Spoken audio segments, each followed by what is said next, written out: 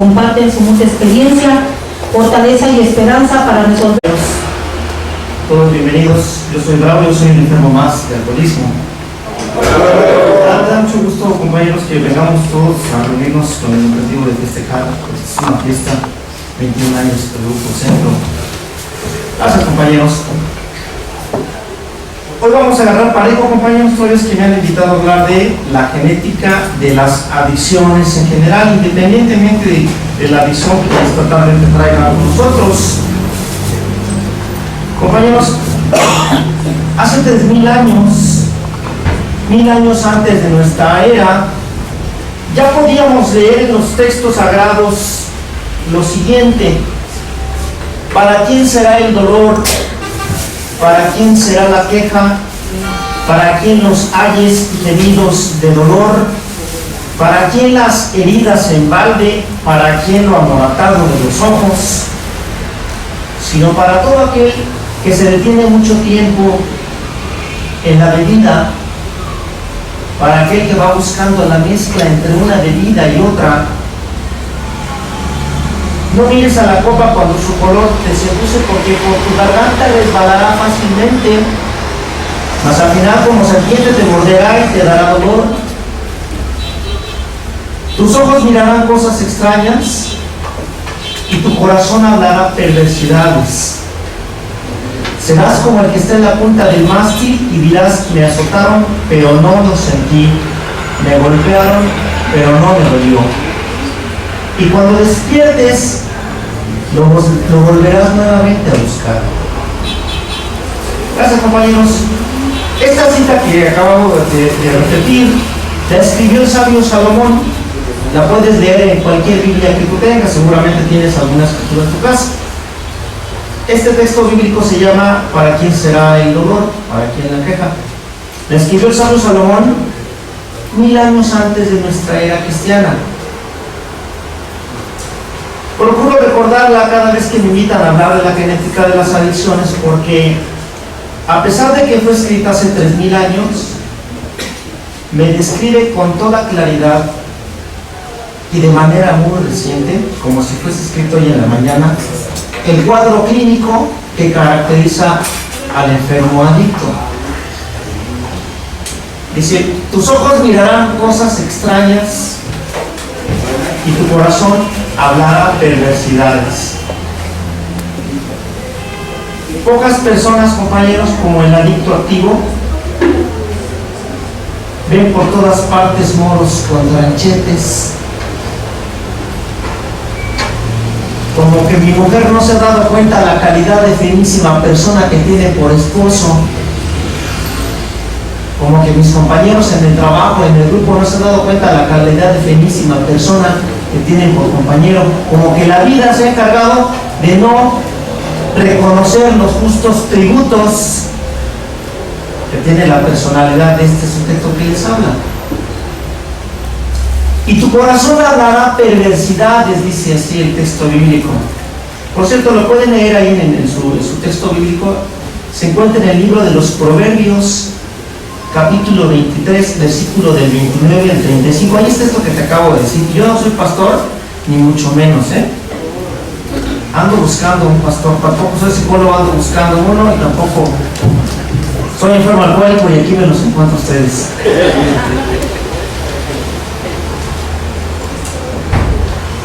Pocas personas, como el adicto inactivo, tienen esa facultad, esa capacidad de lacerar a kilómetros de distancia a través de la lengua insensata, de la lengua irreflexiva, porque la lengua es irreflexiva, no piensa.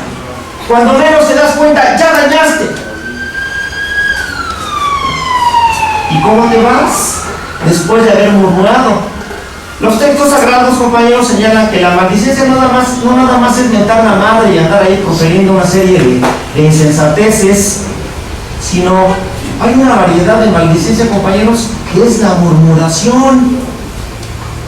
El hombre es muy proclive a murmurar, particularmente el enfermo alcohólico, el adicto alcohólico, el adicto en términos generales. Y es que, compañeros, independientemente de cuál sea tu adicción, Todas las adicciones son hijas de la ignorancia. Y compañero, a nada le huyas tanto como a la ignorancia. Bueno, ni al SIDA le huyas tanto como a la ignorancia. Al final de cuentas, al SIDA también lo paró la ignorancia. El SIDA también es hijo de la ignorancia.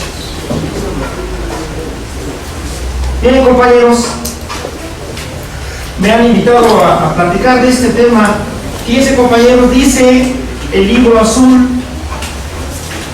pocas cosas son tan difíciles para un médico como que hacer que un bebedor problema tome alcohol como un bebedor social. Y compañeros, miren, nuestra literatura se escribió, que será hace casi 80 años.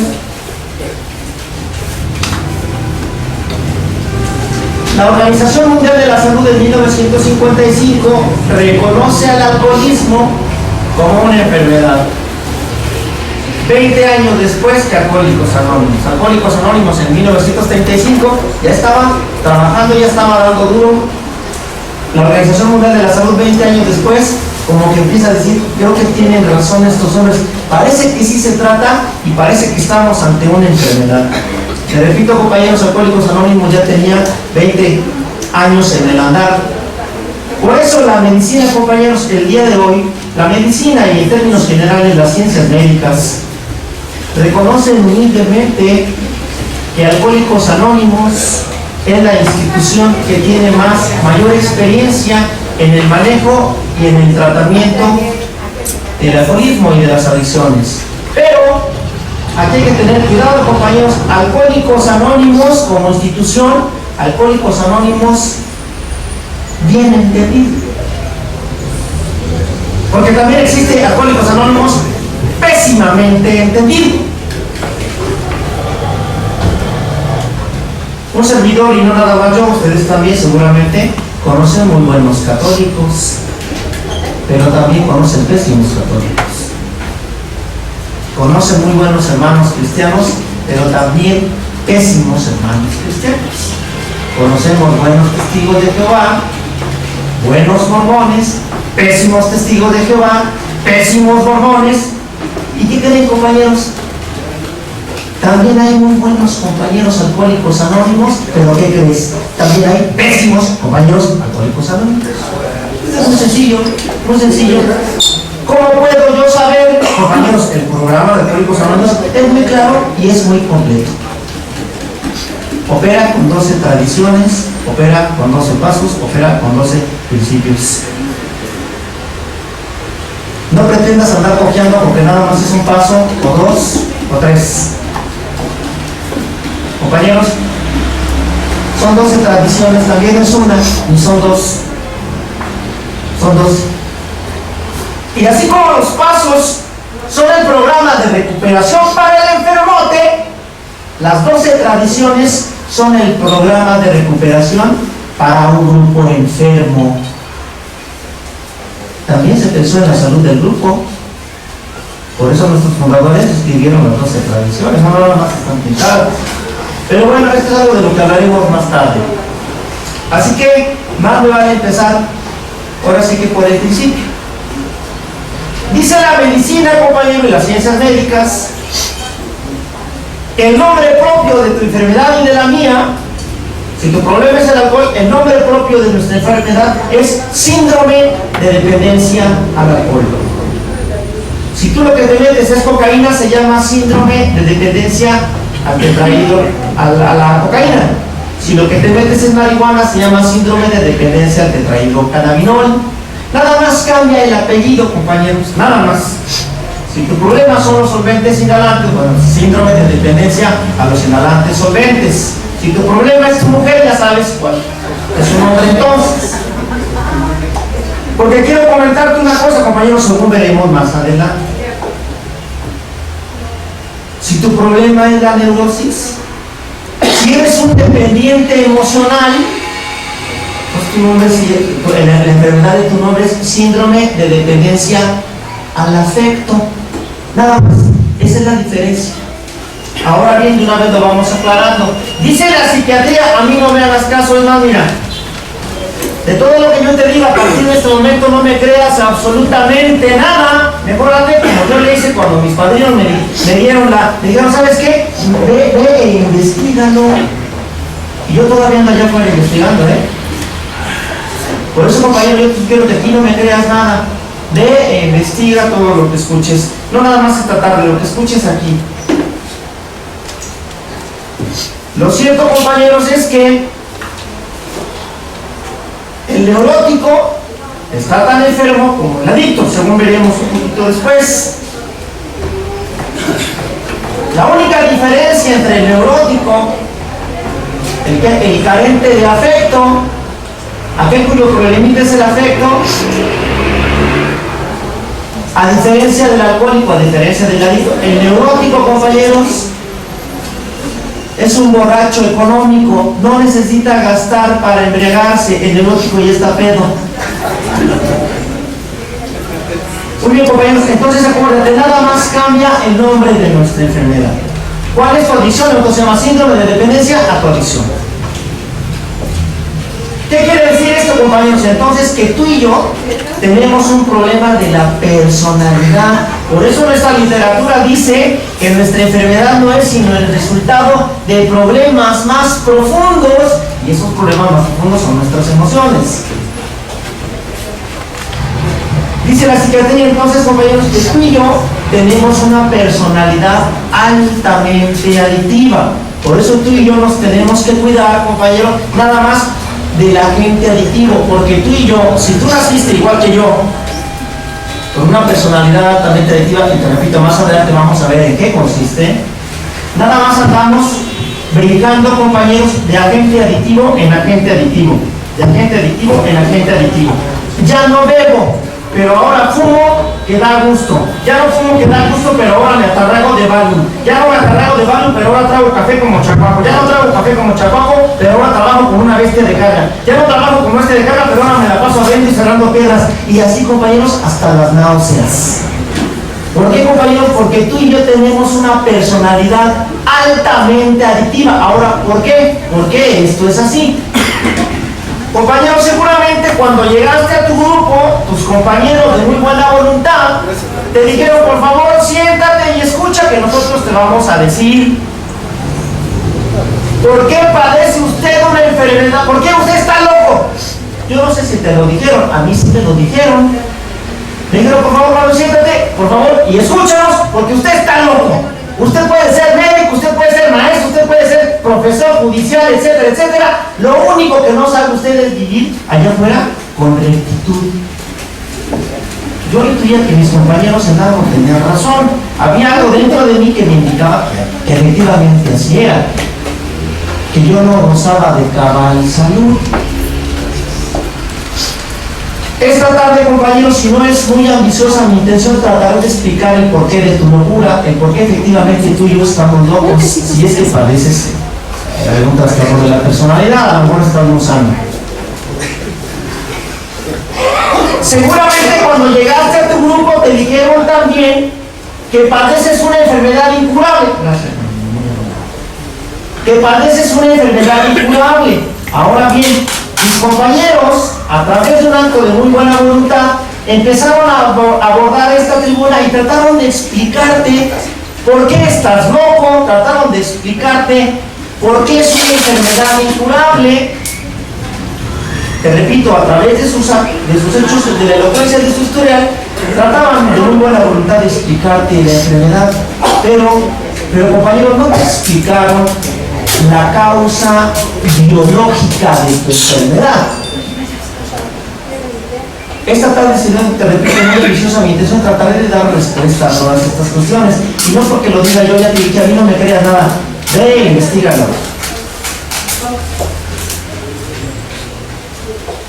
Cuando llegaste también a tu grupo, seguramente te dijeron que padeces una enfermedad progresiva y mortal, en dado caso de que decidieras continuar con tu necedad. Porque no sé si ya se dieron cuenta que el enfermo alcohólico o que el adicto, independientemente de qué adicción lo pueda tener, no sé si ya se dieron cuenta que el enfermo es un necio. ¿Tenemos aquí a familiares de alcohólicos o estamos entre puros compañeros? ¿Hay familiares? Seguramente los familiares del enfermo, no sé si ya se percataron de que su enfermito es un necio. No sé si ya se dieron cuenta de eso. No sé si se puede. Y en el mejor de los casos, y en afán de llamarlo con cordura. No sé si ya se dieron cuenta. Espero que ya se hayan dado cuenta. El alcohol le grita al enfermote: tú ya no me puedes beber, porque si tú me vuelves a beber, yo te mato. Vuelve a beber. La dosis, la cocaína, los solventes inhalantes, la droga que se mete el adicto, ya le gritó al adicto: sabes que tú ya no me puedes ni me debes seguir consumiendo. Tú me vuelves a consumir, yo te mato. Vuelve a consumir. No sé si ya se dio cuenta.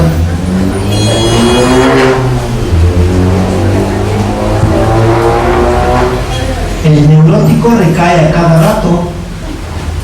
Yo a cada rato allá afuera me sorprendo en la recaída de la neurosis, porque dice la psiquiatría, compañeros, que la neurosis, como un síntoma cardinal de las adicciones, la neurosis se llama neurosis galopante, porque está ahí encima de ti, y al primer descuido, por supuesto que va a prolificar.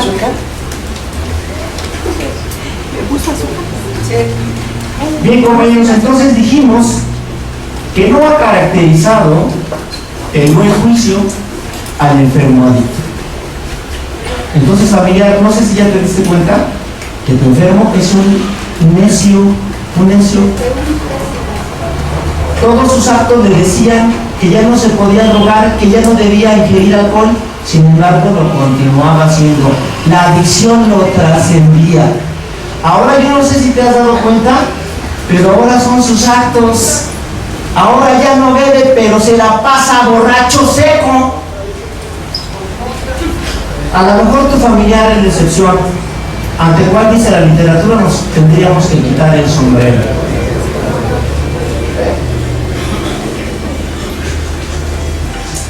Bien, compañeros,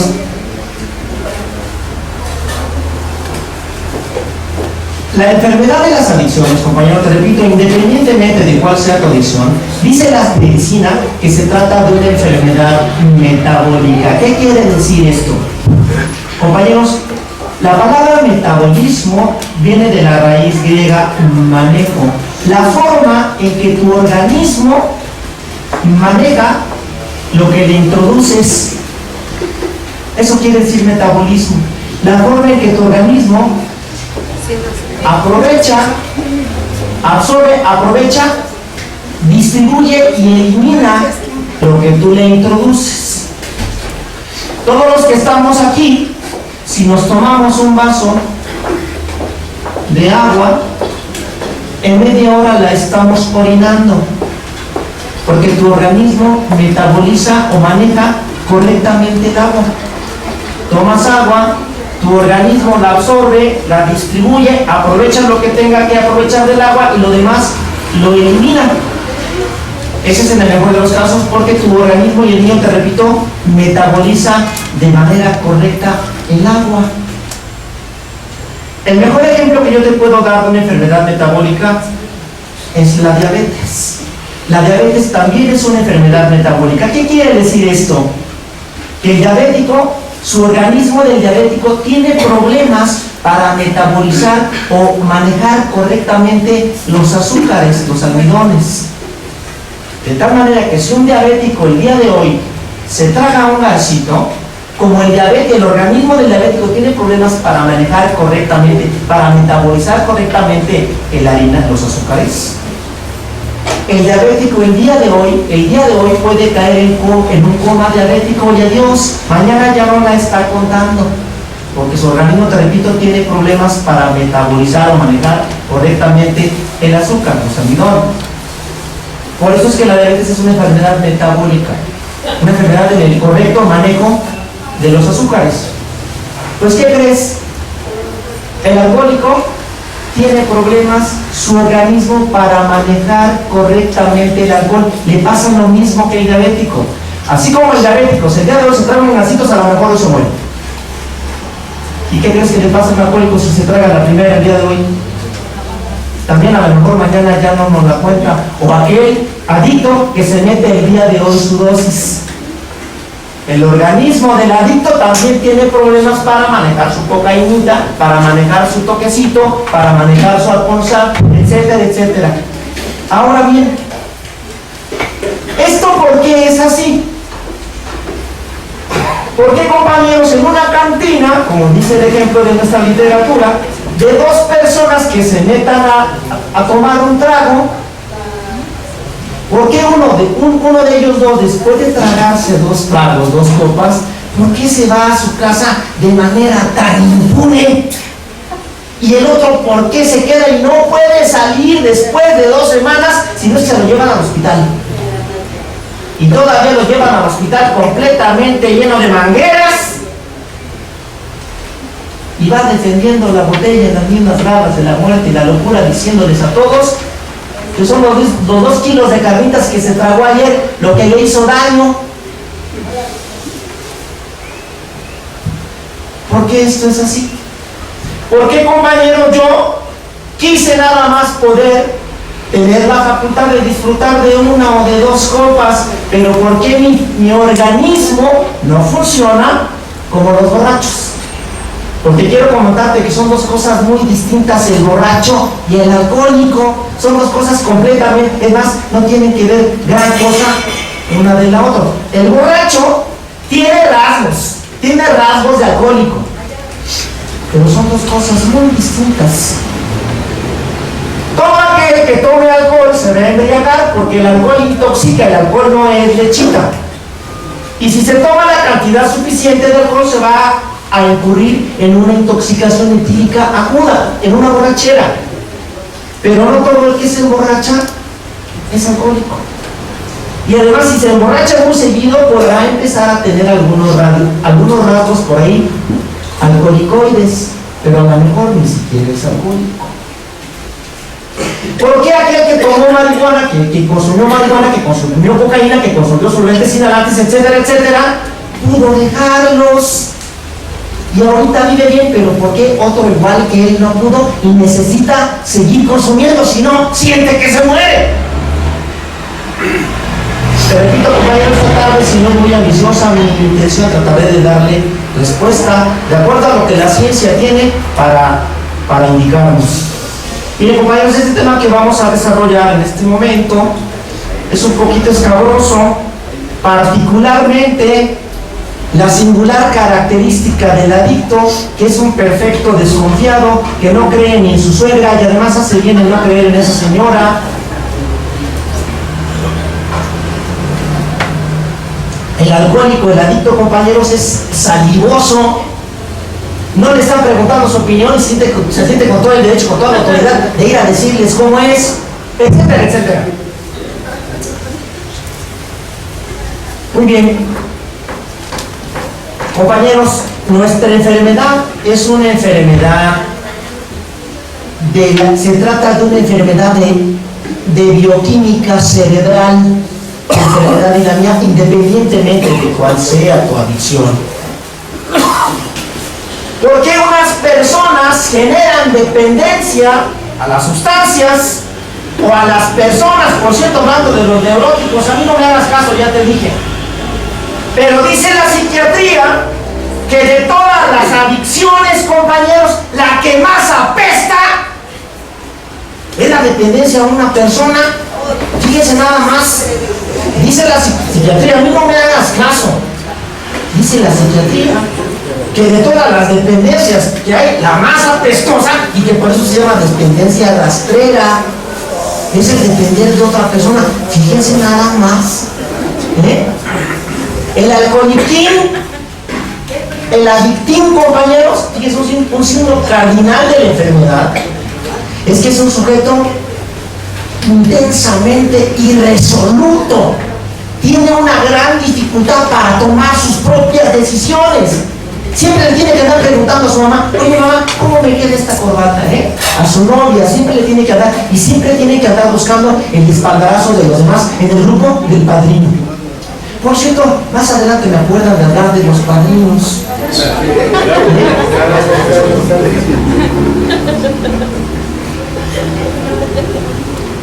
Porque acuérdense que dijimos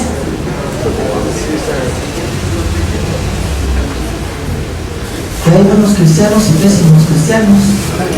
Pues ¿qué creen? Hay muy buenos padrinos, pero también los hay de los otros. Así que, mucho cuidado, dicen los textos sagrados que por sus frutos los conoceréis, que algunos son lobos rapaces disfrazados de ovejas. Pero no todos grupos, por supuesto, aquí todos usamos de cabeza. Muy bien. Compañeros, dice la medicina que nuestra enfermedad, la tuya y la mía, es una enfermedad genética. Fíjense bien, ¿qué quiere decir esto? Todavía por ahí afuera en otros grupos, compañeros, nos seguimos peleando si el alcoholismo, si las adicciones, si el cocainismo, si el cafeinismo, el tabaquismo, etcétera, etcétera, si son enfermedades hereditarias. Compañeros, no son enfermedades hereditarias. Las adicciones, compañeros, tienen un componente genético. Las adicciones son genéticas. ¿Por qué te repito? Porque de dos personas que beben alcohol, uno se va a quedar en el problema, el otro se va a ir y va a beber cuando quiera. ¿Por qué? Porque él no tiene el patrón genético que nos caracteriza a los adictos. Más adelante, te repito, vamos a ver en qué consiste esto. Muy bien, entonces, tu enfermedad y la mía es una enfermedad genética. ¿Qué quiere decir esto, compañeros? Que ya lo traemos determinado en los genes. Mira, el mejor ejemplo que yo te puedo dar de una enfermedad genética es un síndrome de Down. Todos los que estamos aquí conocemos a los niños Down. Mira, un niño Down puede nacer de dos padres completamente normales, pero algo pasa en el momento en que su madre lo consigue al interior de su antro materno, producto de una alteración bioquímica de la cual sí la medicina todavía no sabe y todavía está haciendo serios estudios de por qué le sucede esto al niño Down. Te repito, el niño Down puede nacer de dos padres completamente normales, pero algo pasa al interior de su madre en el momento en que es concebido. Algo pasa producto de una alteración bioquímica que condena a nacer al niño por una alteración en el cromosoma 21. El niño Down nace con una serie de características que todos los que estamos aquí lo conocemos. El niño Down tiene sus ojitos rasgados. El niño Down tiene todos sus deditos del mismo tamaño. El niño Down tiene una manchita aquí en la región dorsolumbar. El niño Down tiene serias secuelas neurológicas. Te repito, como una alteración genética que se da en el momento de que es concebido al interior del antro materno. Es el mejor ejemplo que yo te puedo dar de una enfermedad genética. Bueno, ¿se entendió? ¿Sí se entendió? Bueno, pues ¿qué creen, compañeros? A los enfermos adictos, como tú y como yo, si es que tienes el problema, nos pasó exactamente lo mismo. Tu madre, cuando te concibió al interior de su seno materno, también tuvo una alteración bioquímica, pero tu daño, a diferencia del niño Down, no está en el cromosoma 21. El del niño Down está en el cromosoma 21. En el tuyo y el mío, ¿qué crees? Está en el cromosoma 1, 2, 3, 5 y 7. Ahí está el daño nuestro. Con razón, dicen los familiares.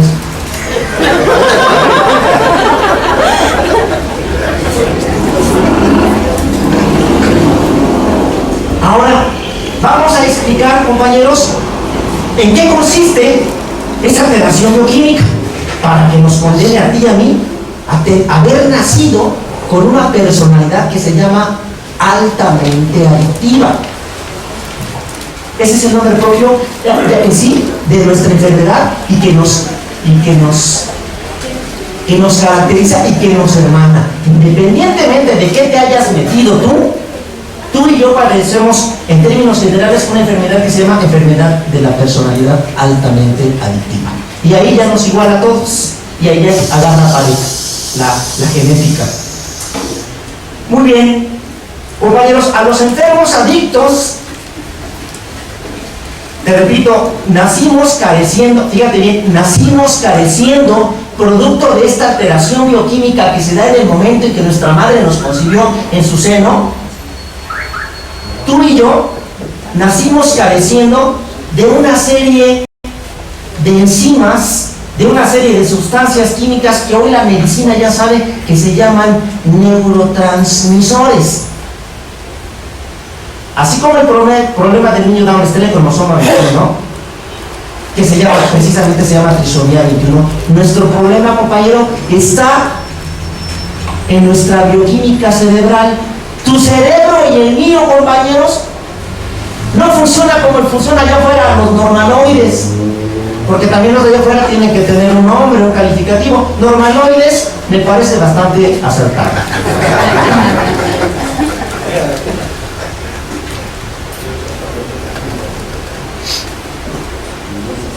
Fíjate, compañero, nada más para distinguir rápidamente entre una enfermedad hereditaria y una enfermedad genética. Mira, en las enfermedades hereditarias existe de manera obligatoria un patrón genético a heredar en la siguiente generación. Hijo de tigre, pitito. Para que me entiendas, por ejemplo, muy burdo. Hijo de tigre, pitito, esa es una enfermedad hereditaria. Pero, ¿qué crees? Dijimos que las enfermedades genéticas pueden nacer de dos padres completamente sanos. Por eso es que las adicciones, compañeros, no son enfermedades hereditarias. Si fueran enfermedades hereditarias, compañeros, no nada más tú, todos tus hermanos hubieran nacido también adictos. Y en mi caso, cuando menos, no es así, nada más mi otro hermanito y yo tenemos el problema. Yo tengo, gracias a Dios, o gracias a la vida, o gracias, ya no sé si gracias a Dios ellos no son alcohólicos, o si yo sí soy alcohólico, gracias a Dios, no sé, ya estoy confundido en ese sentido. Pero te repito, no todos los hijos de alcohólicos son alcohólicos. ¿Por qué? Porque la enfermedad, te repito, no es hereditaria, es genética. Se trae previamente determinada en los genes. Ahora bien, las enfermedades genéticas tienen un orden de aparición casi matemático. Por eso tú sabrás que de 5, fíjense bien, compañeros, de 10 familias, o de 10 personas que beban alcohol, 2 de ellas van a tener un problema. Una de cada 5 personas que toman alcohol va a desarrollar el problema. Porque, te repito, las enfermedades genéticas tienen un orden de aparición casi matemático. Una de cada 5 personas que bebe tiene problemas de alcoholismo. Una de cada persona que se droga va a tener problemas con la droga. Se va a quedar en la adicción. Muy bien. Ahora bien, ¿cuáles son esos neurotransmisores? Antes de continuar con esto, quiero también señalarte la diferencia entre un síndrome y una enfermedad, porque dijimos que el nombre propio de nuestra enfermedad es síndrome de dependencia a lo que tú te metas. Muy bien. Miren, compañeros, una enfermedad es todo aquel cuadro clínico que tenga una única causa. Todas las enfermedades que tengan una única causa, valga la expresión de la redundancia, son enfermedades. Todas aquellas enfermedades que tengan 2 causas o más, es decir, que sean enfermedades multicausales, se llaman síndromes. Nada más esto es en afán de distinguir un síndrome de una enfermedad. Todos los que estamos aquí sabemos que nuestra enfermedad tiene cuando menos 3 fases: física, mental y espiritual. Y párale de contar, es muy probable que si le sigues buscando le encuentras más. Nos quedamos con esas 3. Muy bien, ahora, compañeros, ¿cuáles son esos neurotransmisores que tu cerebro y el mío en calidad de adictos no producen? Miren, compañeros, el cerebro es la glándula más perfecta y más compleja del organismo humano. El cerebro tiene muchas funciones. Una función importantísima que tiene que ver con nuestra enfermedad es que, ¿qué creen? El cerebro, un cerebro sano, produce sus propias drogas para sentirse bien. Esas drogas se llaman drogas endógenas. Endo quiere decir desde adentro.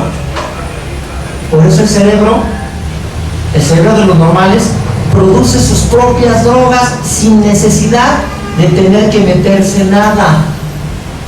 El cerebro de los normales, te repito, entre muchas otras funciones, tiene una que es importantísima, que es la de produce sus propias drogas para sentirse bien sin necesidad de meterse nada. Pero ¿qué crees? Tu enfermedad y la mía precisamente se caracteriza por eso. Tu enfermedad y la mía consiste en que nuestro cerebro no produce sus propias drogas. Por eso tú y yo tendremos que metérnoslas desde afuera. Por eso las drogas que tú y yo no metemos, ya sea alcohol, cocaína o lo que tú te metas, esas se llaman drogas exógenas. Exo quiere decir desde afuera. Nosotros nos las tenemos que meter desde afuera porque nuestro cerebro no las produce desde adentro. Ahora bien, yo espero que con esto te des cuenta, cabal, por qué tu cerebro y el mío no producen sus drogas. Yo espero que hoy te entiendas por qué cuando te metías tu dosis por cualquier día, cuando prendía la dosis, sentías esa extraordinaria sensación de intenso bienestar que los demás allá afuera no pueden entender, ni lo entenderán porque ellos no padecen esta enfermedad. Compañero, porque lo que te puedo decir es una cosa, mira, para saber lo que es el hambre, te puedes ir a estudiar a la Universidad de Harvard 4 años y puedes ir a hacer una maestría y cuando regreses, después de 4 años nos podrás explicar extensamente de lo que se trata el hambre. Pero cuando dejas de comer un día, cuando dejas de comer 2 días, cuando dejas de comer 3, al 4.º día nos vas a explicar con todos los pelos de la burra en la mano de qué se trata la enfermedad. Compañeros, por eso es que solo de enfermo a enfermo logramos la comunicación. Ahora bien, ¿cuáles son entonces esos neurotransmisores que allá afuera el cerebro de los normales sí produce, pero que el tuyo y el mío no, como producto de una alteración bioquímica en el momento en que nuestra madre nos concibió, en el momento de la concepción? Muy bien. Muy bien, compañero, te quiero recordar cuando llegaste a tu grupo y te dijeron que tú estabas loco y te sentaron ahí, te dijeron, mire, nosotros, si usted nos lo permite, le vamos a explicar amablemente por qué usted está loco, así que mejor sí. Compañeros, tú estás loquito, compañero, por lo siguiente, mira, a ti y a mí, cuando nacimos, nuestro cerebro viene marcado genéticamente para que no produzca un neurotransmisor que ahora la medicina sabe que se llama encefalina. Esta sustancia química que debiera de producir nuestros cerebros, fíjate nada más qué importantísima función tiene. Sirve para regular tus respuestas emocionales y tus sentimientos. Para eso sirve este neurotransmisor, una sustancia química que se llama encefalina. Sirve, fíjate bien, sirve para regular tus respuestas emocionales y tus sentimientos. Vamos a explicar un poquito mejor esto. Compañero, todo lo que tú veas allá afuera, todo lo que escuches, todo lo que percibas, todo lo que palpes, no son sino estímulos que vienen de allá afuera. Tu cerebro se encarga de percibirlos primero, de interpretarlos después y actuar, responder en consecuencia, de manera correcta a esos estímulos, gracias al neurotransmisor llamado encefalina, que sirve, te repito, para regular tus respuestas emocionales y lo que sientes, tus sentimientos. Por eso, compañero, la vida del alcohólico, el historial del adicto, está plagado de puro acto de mal juicio, de acto de mal juicio en acto de mal juicio, de acto de mal juicio, puro acto de mal juicio. Compañero, tú y yo carecemos de un neurotransmisor que se llama encefalina. Sirve para responder de una manera correcta a los estímulos que nos vienen de allá afuera. Para eso sirve. Se llama, fíjense bien, se llama encefalina. Su función es regular, es decir, responder de manera correcta a los estímulos que nos vienen de fuera. Pero si de algo tiene que pedir limosna el enfermote, es de sano juicio, por supuesto. Por eso toda la gente allá afuera dice, este cuate está loco. Por supuesto, compañeros, nos falta una sustancia que nuestro cerebro debiera de producir en cantidades normales, pero como nací con una enfermedad genética llamada personalidad altamente adictiva, me falta este neurotransmisor que se llama encefalina. Ahora fíjate bien, dijimos que tiene una doble función. Sirve para responder de manera correcta a los estímulos que nos vienen de fuera. Pero también sirve, fíjate, regula tus respuestas emocionales y también regula lo que sientes. Por eso el enfermote como yo, compañeros, no sabe ni a quién quiere. No sabe si quiere más a su mujer o a su comadre. No sabe si quiere más a su comadre o a su prima. No sabe si quiere más a su prima o a la compañerita que recién acaba de llegar al grupo.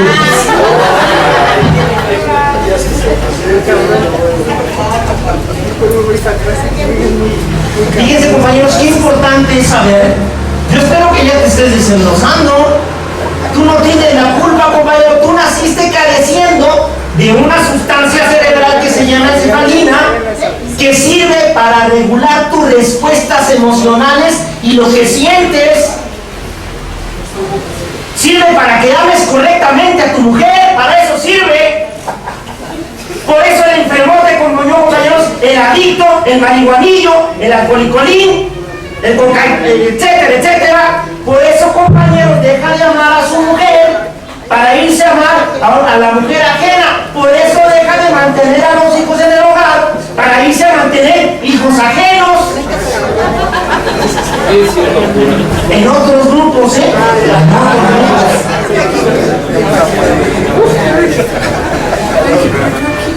Compañero, ya reconcíliate con tu enfermedad. Yo espero que te desenloces. Tú no tienes la culpa. El niño Down no tiene la culpa de nacer con sus ojitos rasgaditos. El niño Down no tiene la culpa, es una enfermedad genética. Compañeros, nos tocó el volado. El diabético tampoco pidió nacer diabético, ya no lo dijeron nuestros fundadores. Tú tampoco, compañero, pediste nacer loco, ya estábamos así.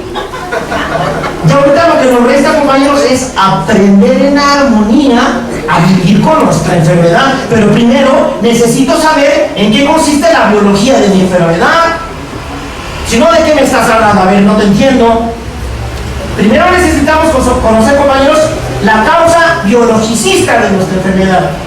Porque ya dijimos, es enfermedad física. Estamos hablando, compañeros, ahorita de la esfera física de nuestra enfermedad. Es física, mental, que de alguna manera está estrechamente vinculado. La esfera mental está estrechamente vinculado con esta esfera física, mental, y al ratito hablamos del espiritual, compañeros. Pero primero necesito, te repito, saber la causa biologicista de mi enfermedad. Muy bien, entonces acuérdate, compañero, nos falta un neurotransmisor que se llama encefalina. Sirve para regular tus respuestas emocionales y lo que sientes, y además responder, pues, por supuesto, de manera correcta en consecuencia. Pero a ti y a mí nos falta. Muy bien. Por si eso fuera poco, compañero, nos falta otro neurotransmisor que se llama, fíjate, se llama beta-lipotropina. Esta enfermedad, compañero, la beta-lipotropina, fíjese qué importante saber este otro neurotransmisor cerebral. Te dije que tu enfermedad y la mía son de bioquímica cerebral, compañero. Tu cerebro y el mío no funciona de manera normal. ¿Qué otro neurotransmisor tu cerebro y el mío no produce? Fíjate nada más, compañero, no produce otro neurotransmisor que se llama beta-lipotropina. ¿Para qué sirve la beta-lipotropina? sirve para trascender los hechos y las experiencias desagradables. Para eso sirve.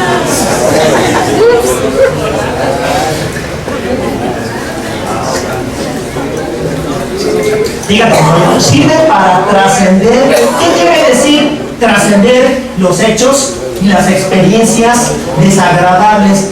El lenguaje muy llano, compañero, sirve para aprender. Fíjate nada más, sirve para aprender. Pero entonces el alcohólico, ¿por qué tuvo que tener miles de historias para pedir la ayuda? Y muchos todavía se están muriendo allá y no la van a pedir. Compañeros, porque tu cerebro y el mío no produce ese otro neurotransmisor que se llama beta-lipotropina. Sirve para trascender los hechos y las experiencias más ingratas. Yo tengo muchos pacientes, compañeros, que me dicen: oiga, doctor, fíjese que yo nada más tengo una borrachera, y ¿sabe qué? Yo no me vuelvo a embriagar. Yo digo: bendito sea Dios, él tiene su beta-lipotropina en cantidades normales. La beta-lipotropina, te repito, sirve para aprender de las experiencias desagradables. Vive la experiencia desagradable y aprendes. Pero a ti y a mí nos falta, a ti y a mí como enfermos adictos, a ti y a mí nos falta la beta-lipotropina, que te repito, sirve para trascender los hechos y las experiencias, sobre todo las experiencias desagradables. Por eso, compañeros, dice nuestra hermosa literatura, que nada más atinado que conoce nuestra literatura, ¿eh?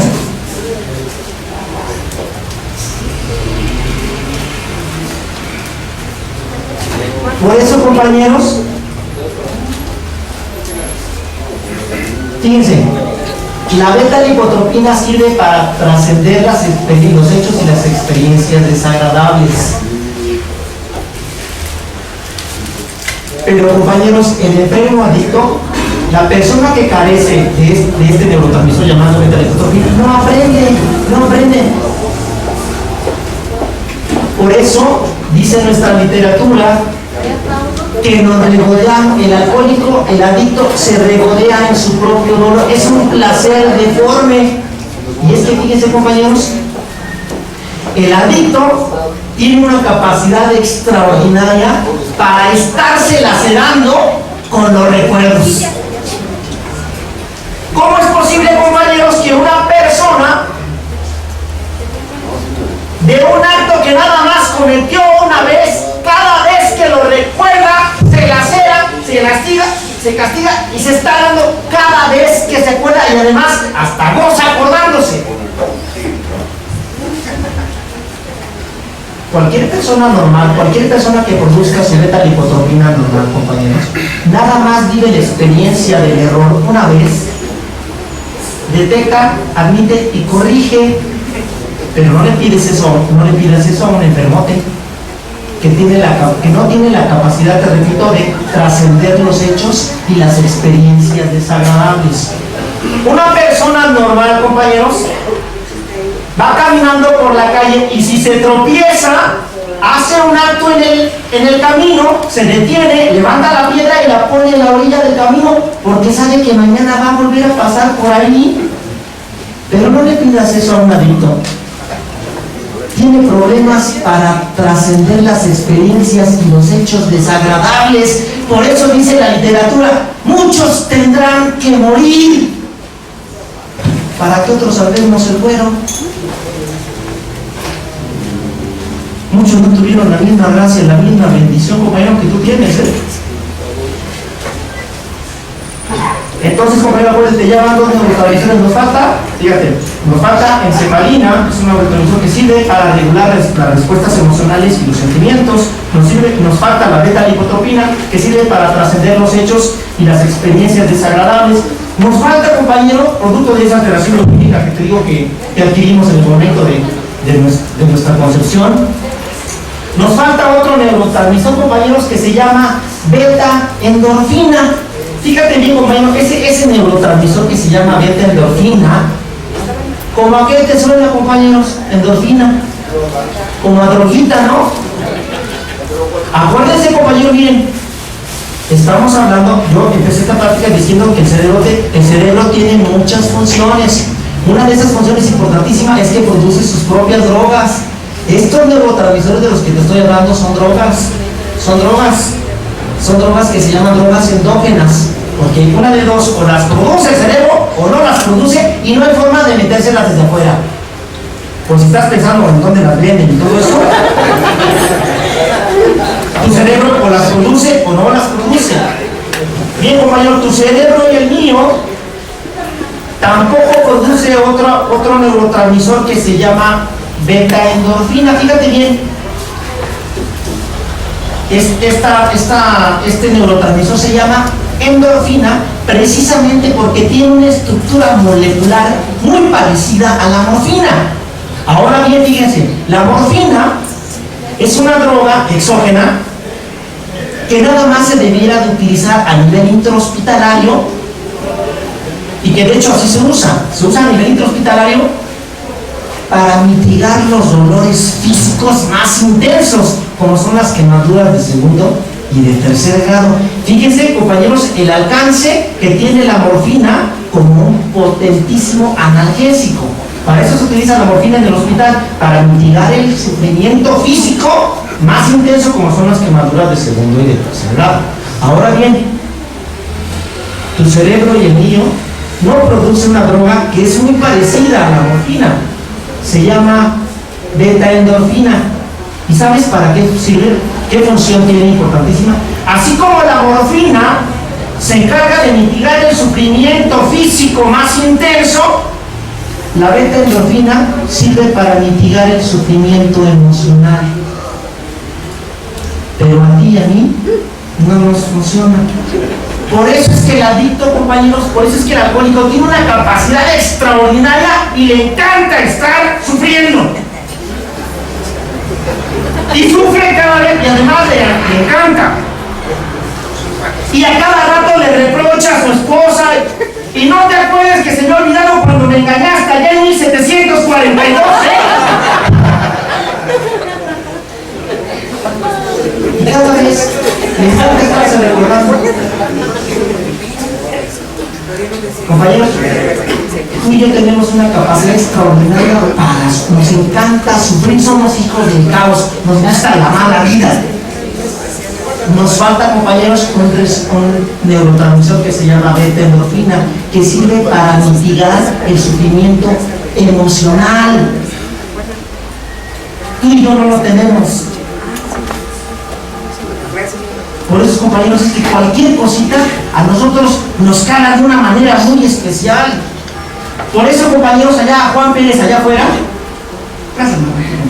Por eso, compañeros, allá afuera, Juan Pérez, no alcohólico, no adicto, no cocainómano, no marihuanillo, etcétera, etcétera, su mujer se le podrá ir con su mejor amigo, con su compadre. Él, que tiene su beta-endorfina normal, a los 6 meses ya trascendió el problema. Es más, gracias, ya tiene nueva conquista, es más, ya va a contraer nuevas nupcias. Pero no le pido a un enfermote como yo, compañero, que nos falta eso. Por menos que eso, compañeros, ya nos andamos queriendo empedar otra vez, porque mi padrino me dejó con la mano así, no me quiso saludar. ¿Se acuerdan de hablar de los padrinos? Ya te había mirado.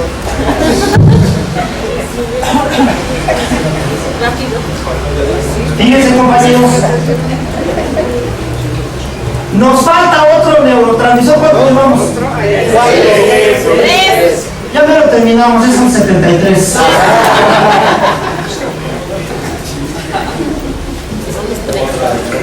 Compañeros, nos falta otro neurotransmisor. Fíjense qué importante es saber. Este neurotransmisor que le falta a los sujetos adictos como tú y como yo, compañeros, es del cual se tiene conocimiento más recientemente, apenas de 2 años para acá. Se sabe que a las personas que nacimos con una personalidad altamente adictiva, compañeros, nos falta el neurotransmisor que se, fíjense,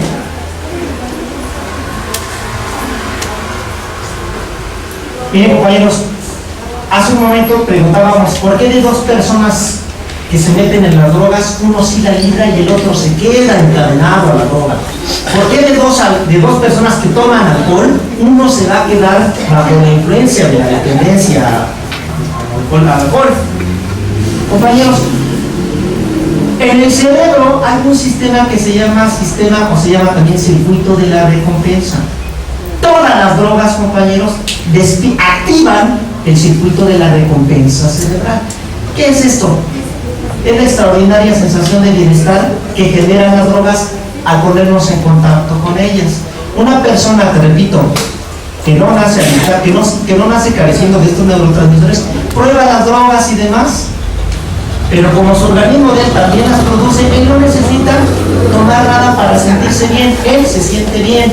Pero tú y yo, compañeros, miren, todas esas drogas de las que te estoy hablando ahorita, compañeros, tenemos un sistema de recompensa en el cerebro que es el mecanismo de la dopamina. El cerebro produce dopamina y la dopamina es la responsable de esta extraordinaria sensación de bienestar. Pues bien, cuando tú te metes alcohol o te metes cocaína o te metas lo que te metas, se echa a andar el circuito de recompensa, tu cerebro entonces produce dopamina y te sientes completo como se sienten allá afuera los normaloides. Esa es la respuesta biológica de la enfermedad. Que nosotros, te repito, se activa el mecanismo de recompensa. Es más, otro nombre que tiene nuestra enfermedad también se llama síndrome del déficit de la recompensa, porque tu cerebro y el mío no produce sus satisfactores, que son los neurotransmisores que te ayudarían a sentirte bien. Tu cerebro y el mío no las produce. ¿Sabes cuándo las produce? Cuando te drogas o cuando bebes. Entonces sí, tu cerebro empieza a producir. Ahora bien, ¿por qué este neurotransmisor que te voy a dar ahorita se llama receptor de 2 de la dopamina? Fíjate bien. Una neurona, compañeros, le envía un mensaje a otra neurona. Una neurona le dice, una neurona percibe el bienestar que le rodea y le manda la señal a la otra y le dice, ¿sabes qué? Hay motivos suficientes, motivos de sobra para sentirnos intensamente felices. Pero ¿qué crees? Esta neurona que debe de recibir el mensaje tiene problemas para recibirlo. Esta sí le manda el mensaje, ¿sabes qué? Hay motivos de sobra para ser felices, ¿eh? Pero esta dice que ¿qué? En eso consiste este otro neurotransmisor del que te quiero hablar.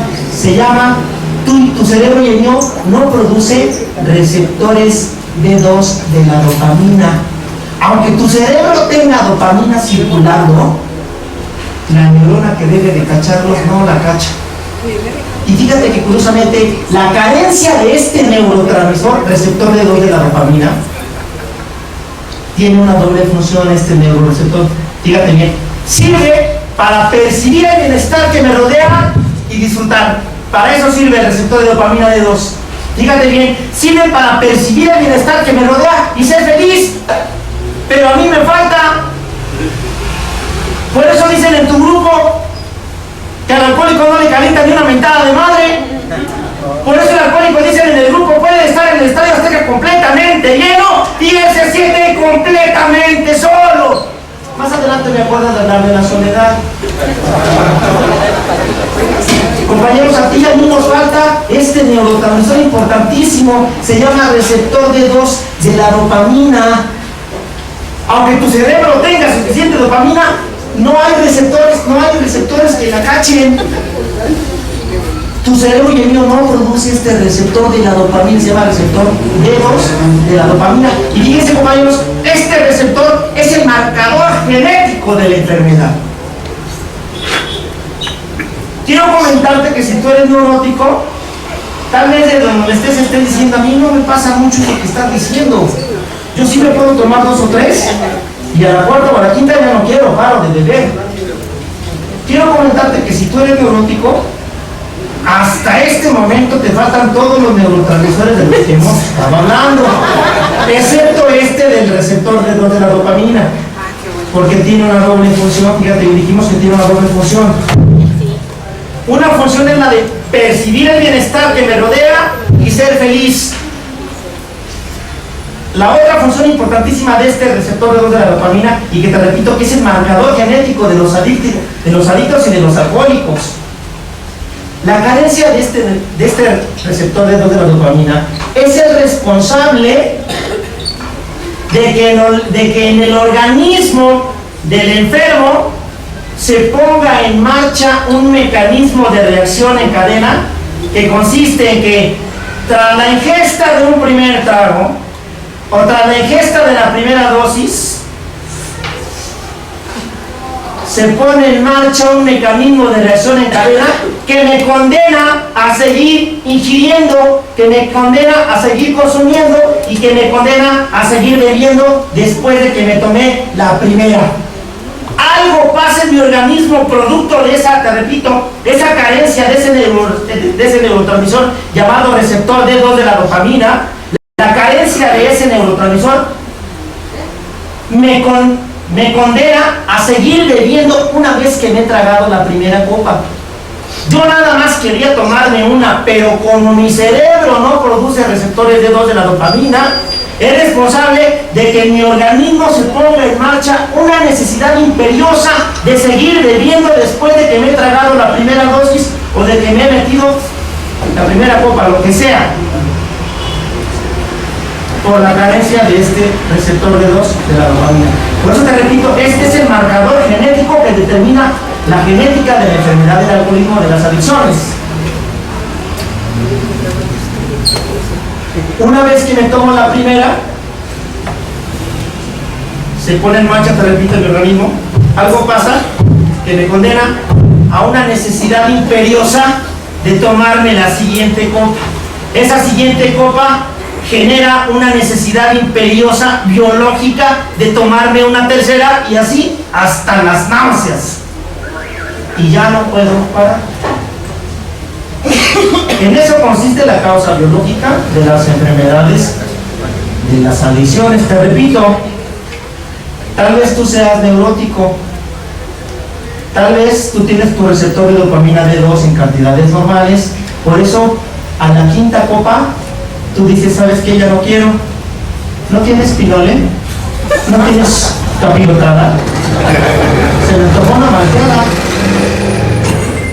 Pero un alcohólico que no produce su receptor de 2 de la dopamina, que esa carencia lo va a condenar, que pone en marcha un mecanismo de reacción en cadena que lo condena a seguir administrándose la sustancia, no le pidas que a la quinta copa deje de beber, porque te puede inventar la madre.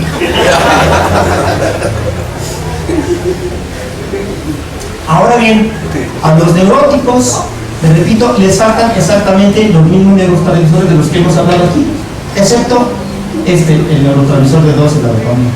Miren, compañeros, todo está dado en el organismo del enfermo adicto para que se reviente toditito. Y una de dos, o llega a un grupo de recuperación, pide ayuda y se salva por cada día, porque acuérdate, nuestra enfermedad es incurable,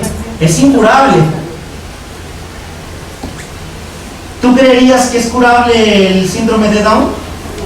¿Me creerías si yo te digo, ¿sabes qué? Tengo una vacuna, se la ponemos al niño Down y sus ojitos se le van a enderezar, se le va a desaparecer la mancha que tiene acá atrás, todos los deditos le van a crecer de manera normal y además las secuelas neurológicas que tiene le van a desaparecer?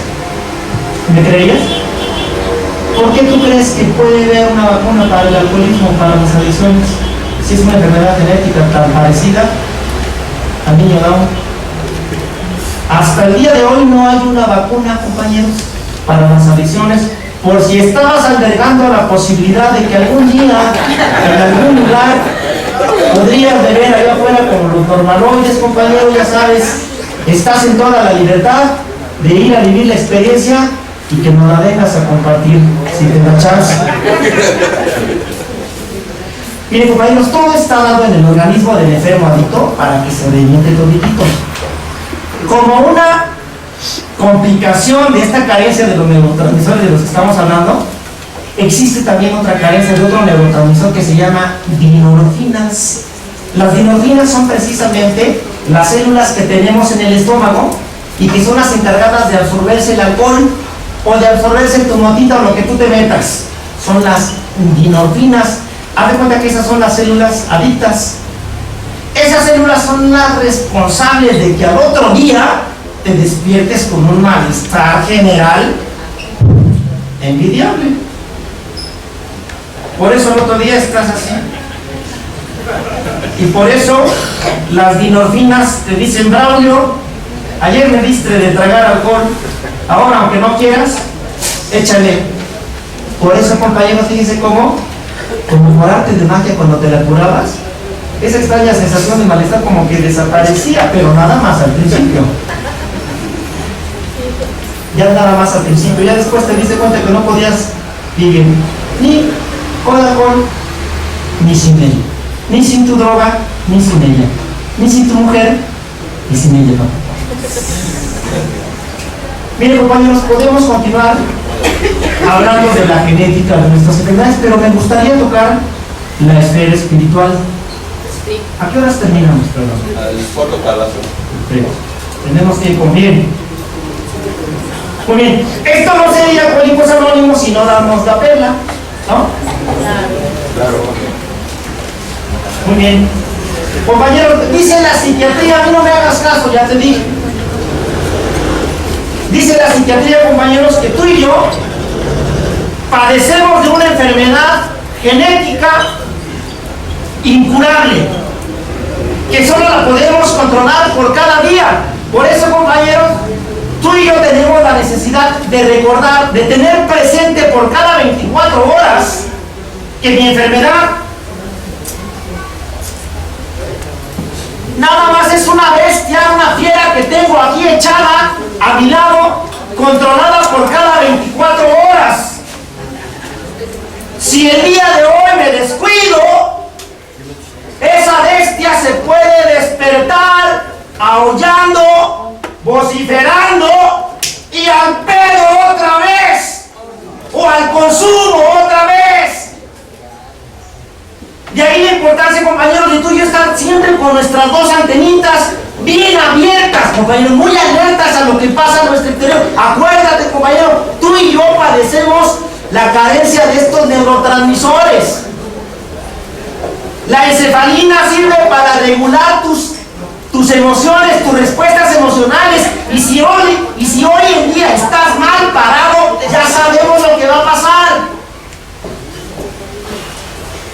No creas que porque estás en el grupo estás produciendo tus neurotransmisores, no. Es una enfermedad incurable, nada más la estamos controlando por cada 24 horas, por cada 24 horas. Por eso no se me puede olvidar que mi enfermedad, te repito, es una fiera, una bestia que tengo aquí nada más controlada por hoy, por cada 24 horas. No se me puede olvidar. Muy bien. Precisamente por esto, compañeros, dice la psiquiatría que existen algunas formas de contrarrestar la carencia de esos neurotransmisores de los que te estoy hablando. No la vamos a suplir. Si tu cerebro no los produce, no los va a producir ya. Pero existen otras endorfinas capaces de alguna manera contrarrestar la carencia de los neurotransmisores que a ti y a mí nos pasa, que nuestro cerebro no produce. Por eso, por esta razón, dice la psiquiatría que tú y yo, en calidad de enfermos adictos, no tenemos alternativa, compañeros. Tú y yo tenemos la obligación de ser felices. ¿Por qué? Porque la psiquiatría ha encontrado que únicamente los momentos gratos, los momentos de felicidad, son altamente productores de endorfinas que pueden, te repito, contrarrestar la carencia que tú y yo tenemos en calidad de enfermos. Por eso, compañeros, que tú y yo no tenemos alternativa, tenemos la obligación de ser felices. Ahora bien, ¿cómo me pides que seas feliz si precisamente mi cerebro carece de la producción de drogas endógenas que me hacen sentir bien? Ya dijimos, compañero, dice la psiquiatría, hay más recursos la caminata, el ejercicio, particularmente los ejercicios aeróbicos, son altamente productores de enzimas. Por eso las personas que se van a correr, que son disciplinados y que practican la caminata, los ejercicios aeróbicos, la natación, después de 20 minutos empieza la producción de endorfinas. Y después de 20 minutos de ejercicios, ¿cómo te regresas a tu casa? Te regresas sintiéndote bien. Pero un alcohólicote como yo, a los 3 minutos quiere empezar a producir endorfinas. No empiezan a producirse a los 3 minutos. Empiezan a producirse a los 20 y además a través de ejercicio constante. Ahora bien, la bicicleta, la natación, en fin, el ejercicio aeróbico, pero sobre todo, compañeros, sobre todo los momentos gratos.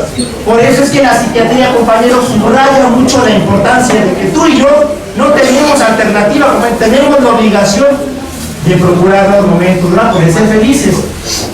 Porque te repito, los momentos felices son altamente productores de endorfinas. Ahora bien, tú sabes, compañero, cuáles son los momentos que te proporcionan felicidad. ¿Cómo te sientes, compañero, cuando vas a ver a una amistad que tiene años que no ves y que te daría mucho gusto en verla? Ya nada más estás esperando la fecha, tu cerebro ya está produciendo otro tipo de endorfinas que te hacen sentir bien. ¿Cómo te sientes cuando ves que se cae una ancianita a tratar de cruzar la calle y vas y le ayudas? Te sientes bien, porque tu cerebro, fíjate bien, por todos los actos buenos que tú hagas, tu cerebro produce endorfinas. Es decir, compañeros, tú y yo no tenemos alternativa. Compañeros, tú y yo tenemos la obligación de andar haciendo a cada momento actos nobles. ¿Quieres sentirte feliz? Un momento, haz un acto noble. Si quieres sentirte feliz 2 momentos, haz 2 actos. Y si quieres estar feliz todo el día, ya sabes lo que tienes que hacer.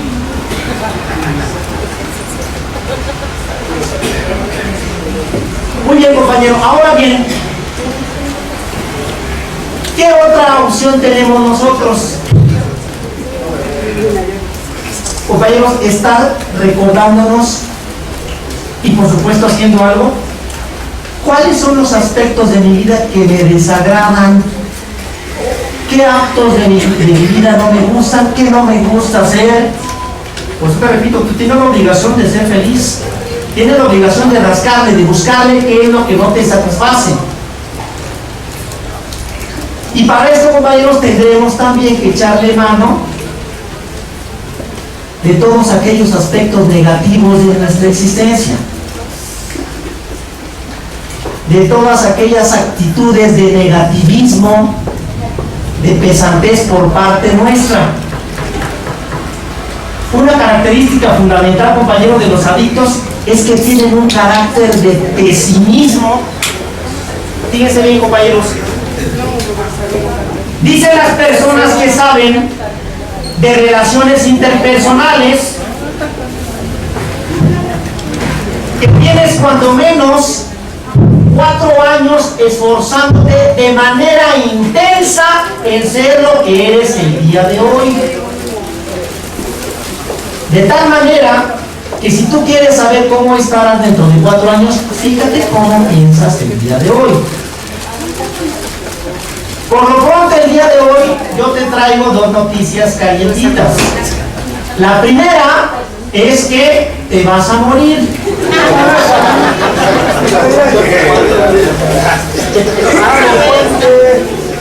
La segunda noticia más calientita que esta es que a lo mejor te mueres en 5 minutos.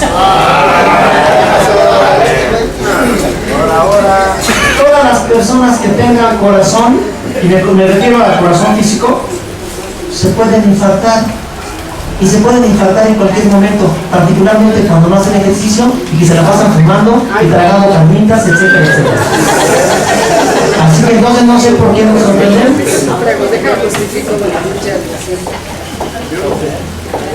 Así que la primera noticia, compañero, es que te vas a morir. La segunda es que te vas a morir tal vez dentro de unos minutos. Por eso aquí la reflexión, compañeros, es: ¿cuánto tiempo tiene que no le dices a los seres que amas que los amas? ¿En qué momento de tu vida te empezaste a sentir ridículo cuando tu madre te llegaba y te abrazaba y tú la aventabas por allá y le decías: hazte para acá que me llenas de vergüenza, o no sé de qué me llenas, pero no me abraces? ¿En qué momento el enfermo perdió la inocencia? ¿Cuántos años tiene que no le dices a los seres que debes amar que los amas? Mañana ya no estarán para escucharte ni tú para decírselos. Por eso, compañeros, es que este es un buen momento para empezar a hacer nuevas todas las cosas. Compañeros, no existe el pasado ni existe el mañana. Lo único que hay es un constante presente. Un constante presente. Cuando el hombre en su ignorancia deje de contar su existencia de manera horizontal, del momento en que nace hasta el momento en que muere, no se cuenta así el tiempo, compañeros, de manera horizontal. El tiempo se debe de contar de manera vertical, porque es un constante presente. Es un constante presente. No hay ayer ni mañana, es un constante presente. Por eso, compañeros, sobre una sana disciplina, por eso, compañeros, el hermano Jesús, y acuérdense, compañeros, yo no vengo aquí a seducir a nadie para llevármelos a ninguna filosofía. Ustedes deben enseñar que aquí hemos aprendido a ver a un poder superior como cada quien lo entienda. Por eso yo hablo del hermano Jesús como uno de los hombres más de mayor estatura espiritual. Ha habido muchos hermanos, compañeros, que nos han llevado por la mano del sendero. Y ahorita hablamos de algunos otros.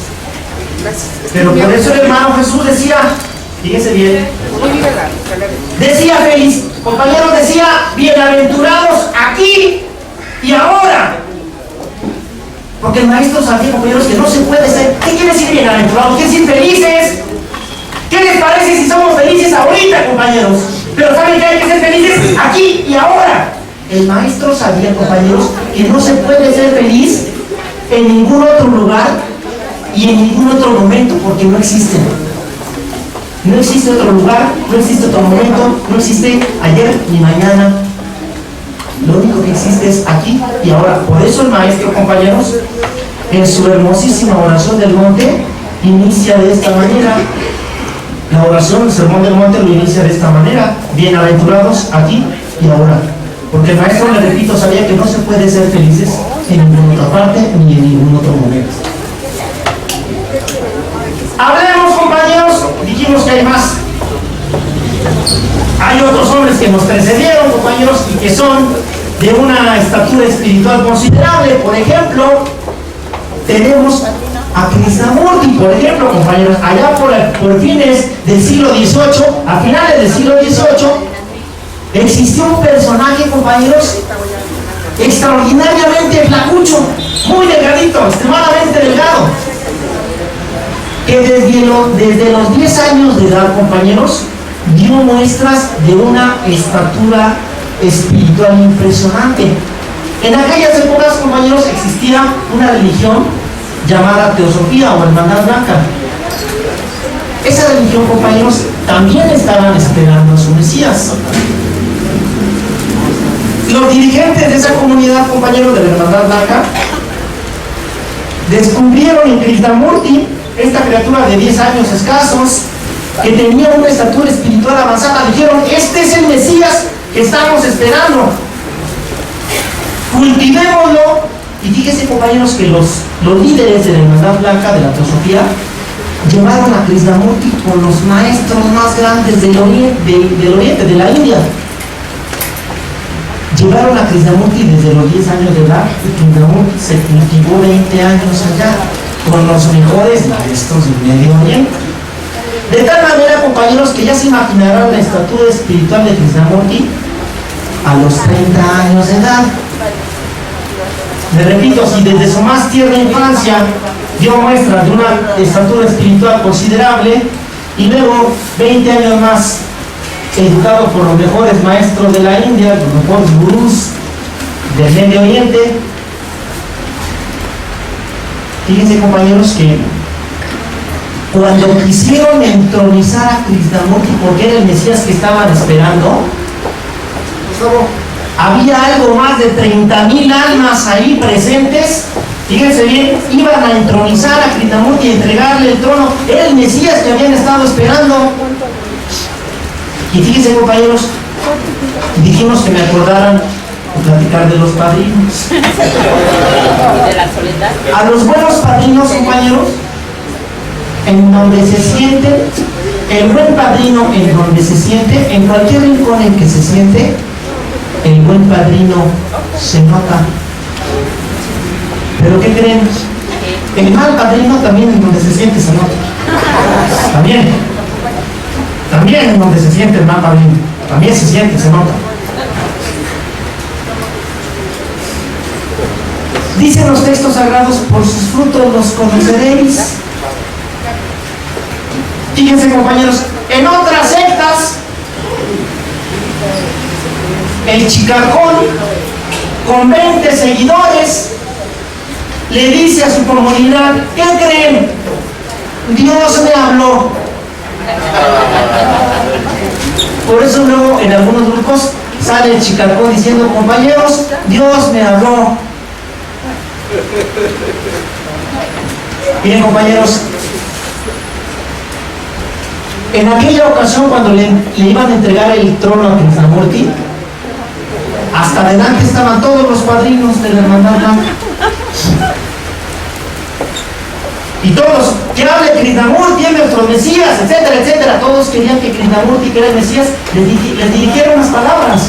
Entonces fíjense bien compañeros, al padrino, por sus frutos los conoceréis. ¿Qué le hubiera costado a Krishnamurti decirle a sus devotos, hermanos, Dios me habló y nos dijo que todos nos envenenáramos, que nos está esperando con los brazos abiertos a todos, como lo han llegado a hacer las nuevas sectas, que seguramente ustedes tienen conocimiento? Pero fíjense compañeros, dicen los textos sagrados, por sus frutos los conoceréis, tanto a los buenos como a los malos padrinos. Cuando le dijeron a Krishnamurti, regálanos unas palabras, tú eres nuestro Mesías, para ti es esta ceremonia, te estamos entronizando. Cuando Krishnamurti abordó una tribuna como esta, compañeros, palabras más, palabras menos, les dijo así. Él no les dijo que Dios le habló,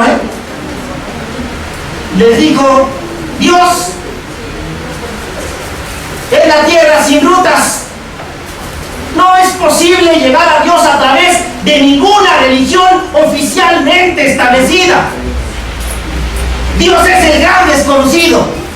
Si andas buscando a Dios, no me sigas a mí. Yo estoy tan confundido como tú.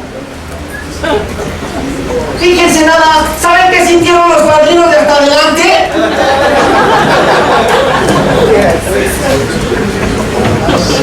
La hermandad blanca de Autosofía, compañeros, se acabó con el discurso de Krishnamurti. Krishnamurti, compañeros, fue más allá, ahí no acabó su discurso. Les dijo más o menos así a los padrinos: yo sé que muchos de ustedes van a hacer nuevas religiones. Será su problema de ustedes. Yo lo único que sé es que yo no puedo ser muletilla de ninguno de mis hermanos. Si tú los quieres seguir engañando, será tu problema. Fíjense nada más, Krishnamurti, por sus frutos los conoceréis. Compañeros, no hay padrinos. Esa es la buena noticia que les traigo el día de hoy. El único padrino está ahí arriba y ustedes lo saben.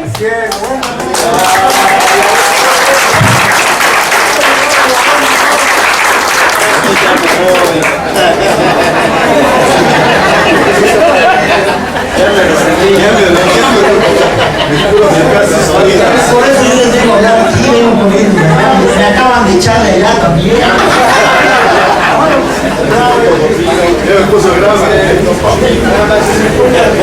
no se nos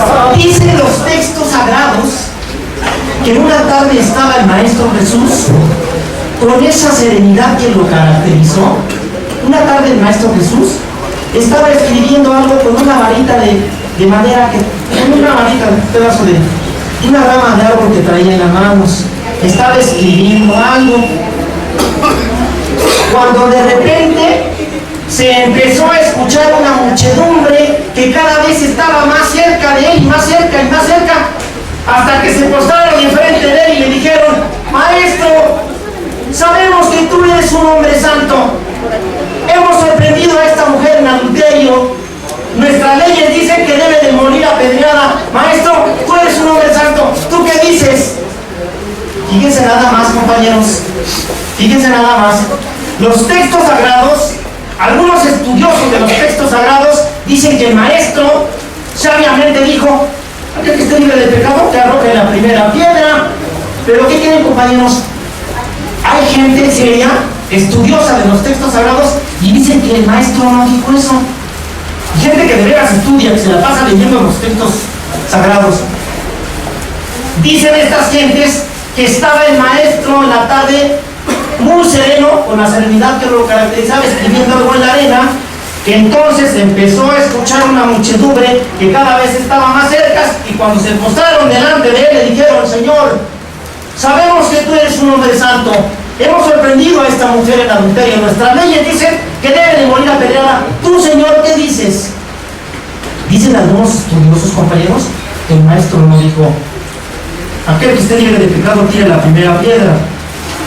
Esto, compañeros, no le resta hermosura ni sabiduría ni expresión, pero dicen algunos estudiosos que el Maestro, en cuanto le dijeron eso: Señor, hemos sorprendido a esta mujer en adulterio. Nuestras leyes dicen que debe de morir apedreada.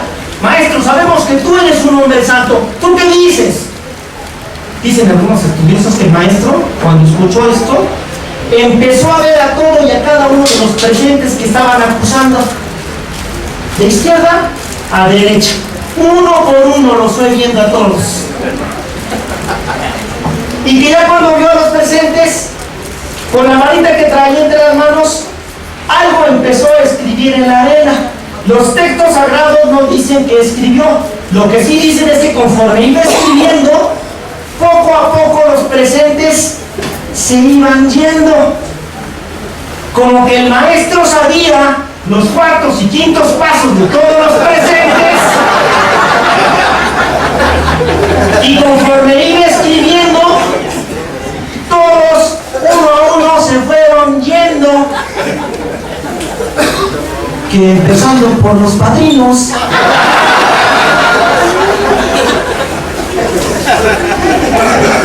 Y aquí la enseñanza, compañeros, es que no para cometer adulterio se necesitan dos. Y entonces, ¿por qué llevaba nada más al adulterio? Y el padrino, perdón, el adúltero,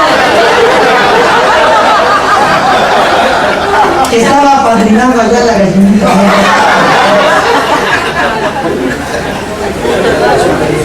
¡No hay padrinos, compañeros!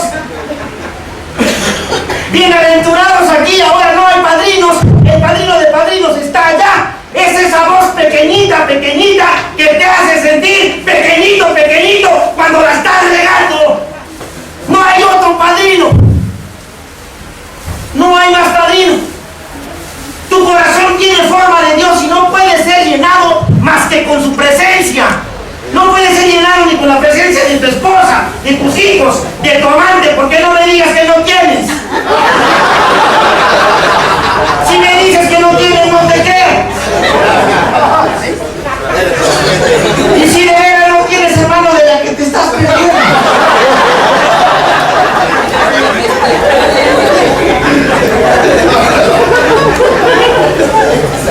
De esto último no me creas mucho, ¿eh? Dicen quienes saben de relaciones interpersonales, y si quieres tener amante se necesitan 3 condiciones. ¿Ya la sabes o quieres que lo dejemos para otro día?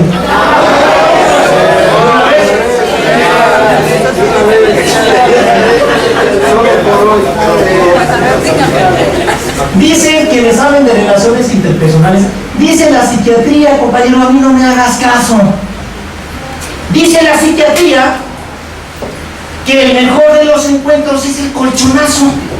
Aquel de que el otro día te vi ni me acuerdo. Es lo que dice la psiquiatría. Pero compañeros, tú y yo somos hijos del caos. Tú y yo, ese tipo de relaciones no nos interesan. Tú y yo tenemos serios disturbios de la personalidad, mía o de nadie. A ti y a mí nos subyuga la conquista.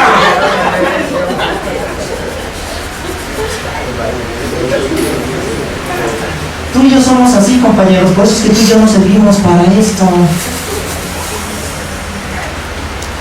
Lo primero que hace el alcoholicote, el enfermo de la persona, acuérdate, compañero, tú y yo tenemos una personalidad altamente adictiva. Ya lo dijimos al abordar este tema al principio. Ya dijimos toda la carencia de neurotransmisores que tú y yo, que nuestro cerebro no funciona. Por eso a ti y a mí, compañeros, lo único que nos resta es llevárnoslas por la derecha, compañero. Tú y yo no servimos para tener conflictos emocionales, somos pésimos para eso. No sé si te ha pasado, yo a ti te veo muy sano, pero yo, compañero, cuando anduve o ando todavía por ahí, porque uno no entiende, todavía ando uno por ahí de rabo verde, todo el mundo ya se enteró.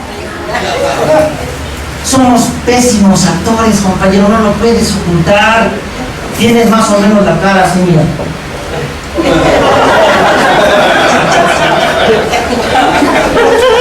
Y tu mujer te pregunta, ¿qué tienes? Ella ya sabe qué tienes, por supuesto. Tú eres el único que le dice, no tengo nada. Ya todos se dieron cuenta. Por eso, compañeros, si tú y yo no sabemos, no servimos para eso. Tú y yo, te digo, tenemos la obligación de procurarnos momentos gratos. Y por supuesto, compañero, que asistir a tus juntas, ¿cómo te vas a tu casa cuando alguien viene y la pone bien? Produciendo endorfinas. Te vas con la copa rebosando, produciendo endorfinas. Porque por cierto, las juntas son altamente productoras de endorfinas. Por eso tú y yo, compañeros, tenemos que buscar gente que vaya en esta misma dirección, produciendo endorfinas, que contrarresten esta carencia de la que ya estuvimos hablando por este rato. Por eso, compañero, todo lo que han dicho nuestros grandes hermanos que nos han precedido, aquellos hombres de extraordinaria estatura espiritual, ¿por qué tú crees, compañero, que a ti y a mí pocas cosas nos llenan como son las cosas de carácter espiritual, compañero? Pocas cosas nos llenan, no sé si te ha llegado a pasar, pero llega un momento en tu vida que sientes que si no hablas de Dios, compañero, todo lo demás te parece vana palabrería. Tú y yo no tenemos opción, compañero. No tenemos opción. Y un Dios como tú lo entiendas, compañero, como cada quien lo entienda. Le dice el maestro al discípulo, fíjense, le dice el maestro al discípulo, Dios es el gran desconocido. Dios es inaprensible, no se deja aprender en un concepto. Cualquier concepto que yo te dé de Dios no será sino una aproximación muy distorsionada. Dios es el gran desconocido. Nos podemos pasar días y noches enteros y estoy condenado a fracasar si te quiero enseñar quién es Dios. No puedo, Dios es el gran desconocido. A Dios, al Padre, al arquitecto, no le ha visto ojo humano. Dios es inconceptuable, la materia infinita no puede conceber la mente infinita. Todo esto le decía el maestro al discípulo.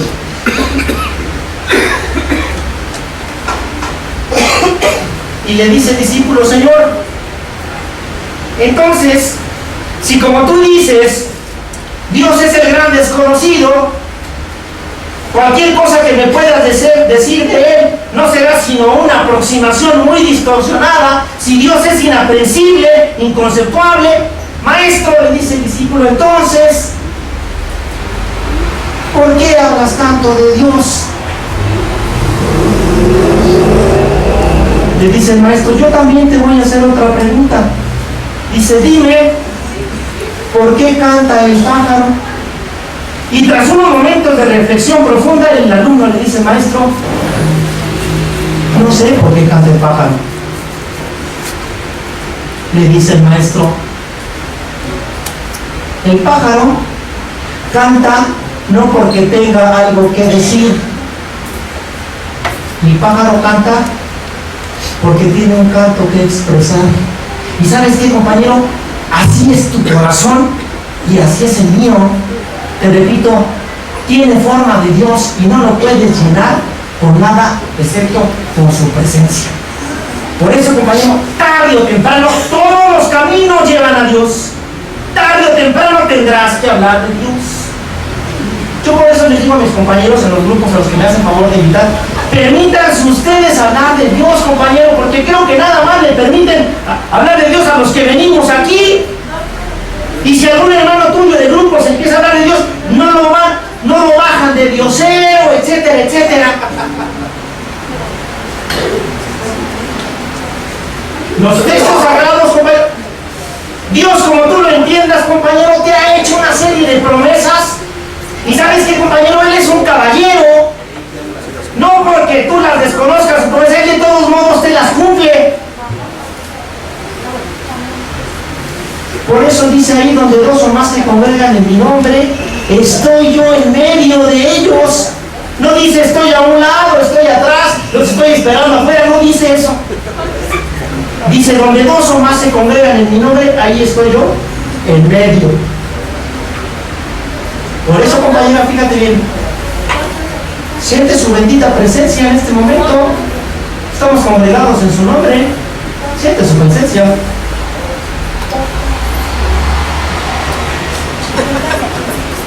Yo me despido de ustedes, compañeros, con un texto bíblico más. Compañeros, cuando yo supe lo que era el hombre santo, compañero, un hombre santo es aquel que es capaz de estar en lo que está, en el momento en que está. Fíjate nada más, ese es el hombre santo. Aquel que es capaz de estar en lo que está, en el momento en que está. Es decir, aquel que no tiene distracción para nada más que de estar en lo que está, en el momento en que está. Es decir, aquel que está viviendo el momento, el instante. Es decir, lo único que tiene es el aquí y ahora. Ese es el hombre santo. Dicen los textos sagrados, compañeros, que el Maestro Jesús, y te repito, podemos hablar de más maestros grandes, el Maestro Jesús como un hombre de estatura espiritual nada más. Dicen los textos sagrados que el Maestro Jesús vivía en tal santidad, es decir, era un hombre tan santo que vivía en armonía con los elementos y que por eso tenía poder sobre ellos. Por eso se acuerdan cuando el maestro le pidió permiso a sus amigos los pescadores de descansar en su barquita, y dicen los textos sagrados que el maestro había estado 40 días y 40 noches en comunión con su poder superior como él lo entendía, y que después le pidió permiso a sus amigos los pescadores y se hicieron a la mar y que empezó la tempestad. ¿Se acuerdan de esa parábola? Dicen los textos sagrados que se estaban volteando y que al principio sus amigos no lo quisieron molestar porque estaba durmiendo, pero como la cosa estaba que ardía y que se andaban volteando, dicen los textos sagrados que sus discípulos, sus amigos fueron y dijeron: maestro, perdónanos que te interrumpamos, pero mira, nos estamos volteando. Fíjense, compañeros, dicen los textos sagrados que el maestro, con esa voz tan serena que lo caracterizó, les dijo, palabras más, palabras menos, les dijo: ¿qué pasó con su fe? Fíjense, nada más así les dijo: ¿qué pasó con su fe? Fíjense nada más, que cuando lo fueron a despertar no le hizo como yo cuando me va a despertar mi mujer: oye, Bravo, vete a trabajar porque mira, nos estamos hundiendo. Imagínense que yo le hubiera dicho a mi mujer: ¿qué pasó con tu fe?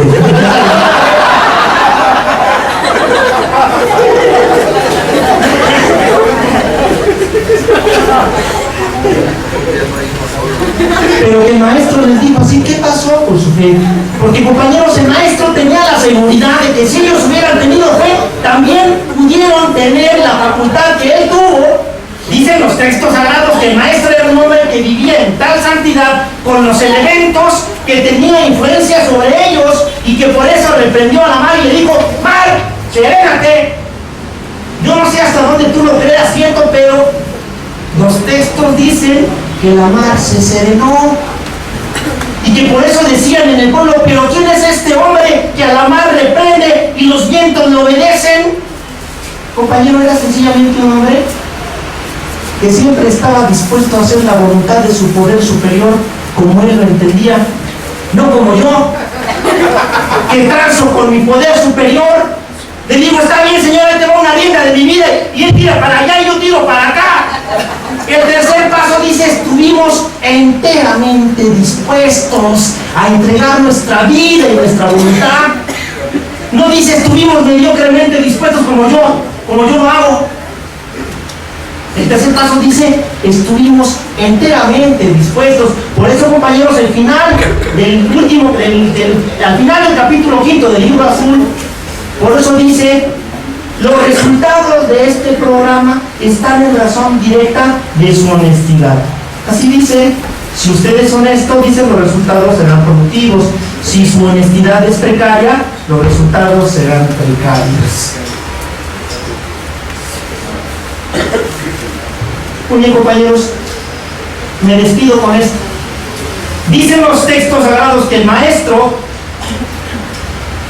vivía en tal santidad porque siempre, repito, estaba dispuesto a hacer la voluntad de su Padre. La única preocupación del maestro era conocer la voluntad de su poder superior y le clamaba fuerzas porque sabía que se necesitaban fuerzas para hacer la voluntad del poder superior y no la mía, porque como dice el primer paso, los instintos se rebelan. Por eso dicen los textos sagrados que el maestro vivía en tal santidad con los elementos que no nada más tenía la facultad de reprender a los elementos, a la mar, que su santidad era tal, compañeros, que tuvo la potestad para reprender a la misma muerte. ¿Se acuerdan de Lázaro, el resucitado?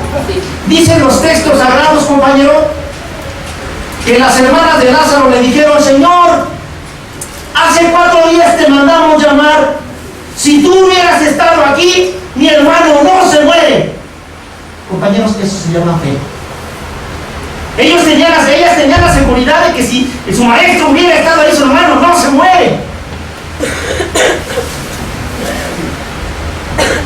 Y el maestro sentía, compañeros, tuvo la oportunidad de ser hombre. Por eso dicen los textos bíblicos, es el versículo bíblico más pequeño.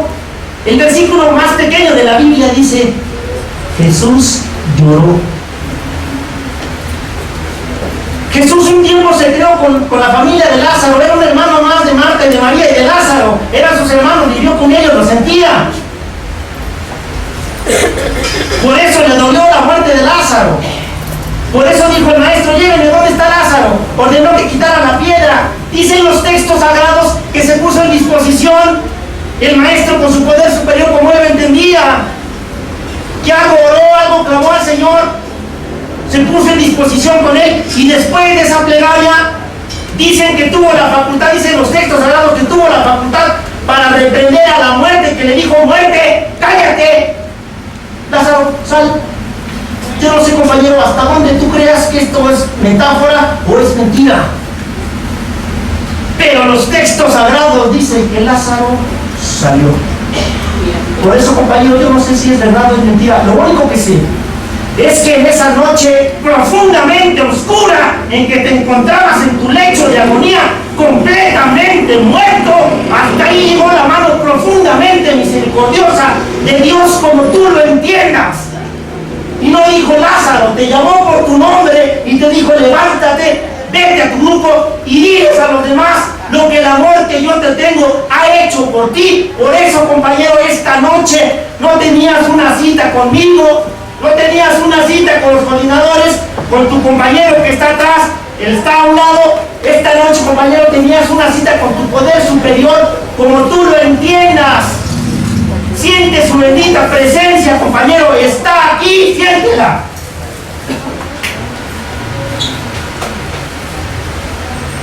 Llévatela, compañero, llévatela a tu casa. Yo deseo que te la quedes hoy, mañana y siempre. El aplauso es para él, bendito sea.